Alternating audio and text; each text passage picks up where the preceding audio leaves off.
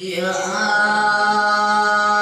أيها الذين آمنوا لا تتبعوا خطوات الشيطان ومن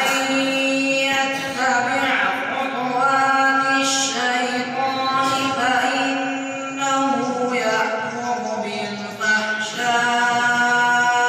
والمنكر ولولا فضل الله عليكم ورحمته ما زكى منكم من أحد أبدا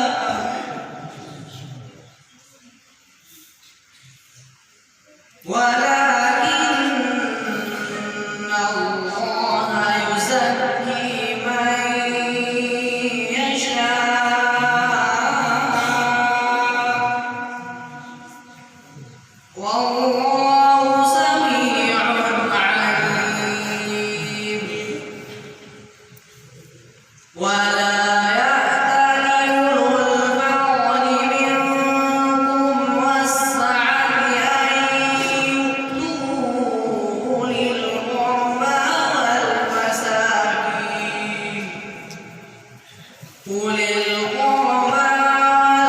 والمساكين والمهاجرين في سبيل الله وليعفوا وليصفحوا ألا تحبون أن يغفر الله لكم والله غفور رحيم إن الذين يرمون المحصنات الغافلات المؤمنات لعنوا في الدنيا والآخرة ولهم عذاب عظيم يوم